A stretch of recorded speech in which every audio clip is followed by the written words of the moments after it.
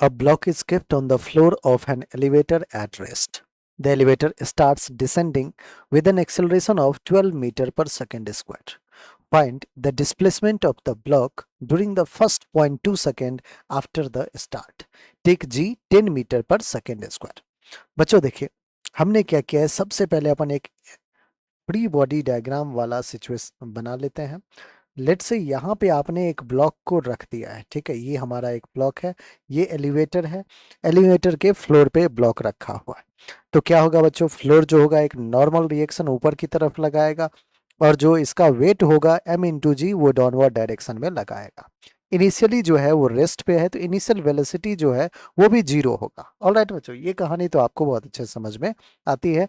Normal reaction mg के equal है, इसलिए ये रेस्ट में इस फ्लोर पे है। अब कह रहा है कि the elevator starts descending with an acceleration of 12 metre per second square. बच्चों ध्यान समझिएगा, यहाँ पे एक्सेलरेशन जी से भी ज्यादा है, जी की वैल्यू 10 लेते हैं अपन।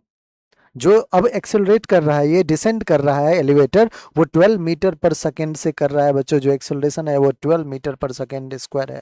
दैट मीन्स जो एक्सेलरेशन है इज ग्रेटर देन जी। अब होगा क्या इसकी वजह से, वो ध्यान समझिएगा बच्चों। जैसे ही ये एलिवेटर एक्सेलरेट करना स्टार्ट कर गया कि ये जो ब्लॉक रखा है उसके फ्लोर पे, वो कह रहा है कि यार मैं तो अब नॉन इनर्शियल फ्रेम में आ गया हूं। अगर मैं नॉन इनर्शियल फ्रेम में हूं तो मुझ पे एक सूडो फोर्स लग रहा है।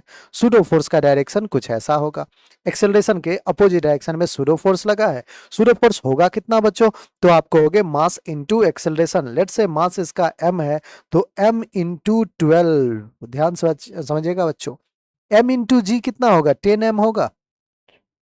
10m को नॉर्मल बैलेंस कर रहा है अंडर रेस्ट कंडीशन। नॉर्मल क्या है, mg के इक्वल है। तो बच्चों नॉर्मल जो है वो 10m को ही बस बैलेंस कर पा रहा है। यहां जो आपने इस ब्लॉक में एक्सेल फोर्स लगा दिया है, वो फोर्स जो है वो 12m का लग रहा है। और किधर की तरफ लग रहा है बच्चों, ऊपर के डायरेक्शन में लग रहा है। अब जब ऊपर के डायरेक्शन में इस पे फोर्स लगना शुरू हो गया तो क्या इसका एक्सेलरेशन भी जो होगा वो ऊपर के डायरेक्शन में होगा, बिल्कुल होगा। जैसे ही बच्चों ध्यान समझिएगा, अब हुआ क्या है इससे, जैसे ही एलिवेटर डिसेंड किया है with acceleration 12 that is greater than 10, ये जो आपका ब्लॉक है इंस्टेंटली वो क्या हो गया, सरफेस को, ये जो फ्लोर है लिफ्ट के फ्लोर को छोड़ के ऊपर भाग गया। अब जैसे ही बच्चों ऊपर गया है वो, तो वो क्या फ्री फॉल में आ गया होगा, बिल्कुल आ गया होगा। क्या वो मोशन अंडर ग्रेविटी में पहुंच गया, बिल्कुल पहुंच गया। अब अगर मोशन अंडर ग्रेविटी में पहुंच गया बच्चों, तो उस पे एक्सेलरेशन क्या लग रहा होगा, जी एक्सेलरेशन लग रहा होगा।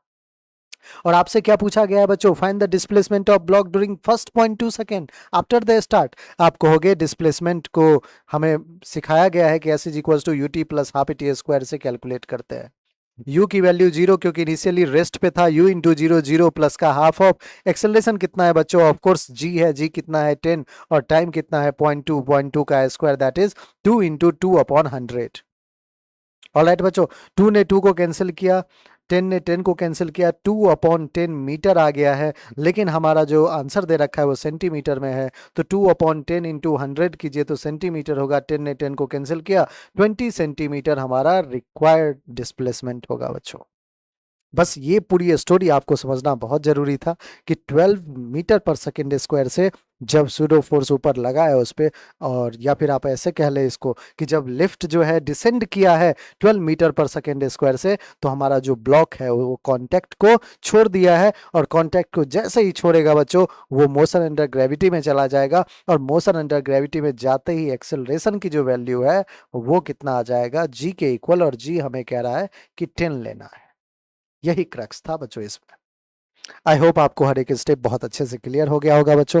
बच्चों अगर आपने अभी तक चैनल को सब्सक्राइब नहीं किया है, फटाफट जाके चैनल को सब्सक्राइब करें, और एक से एक बेहतरीन प्रॉब्लम जो है वहां पे आपको मिलेगा और आप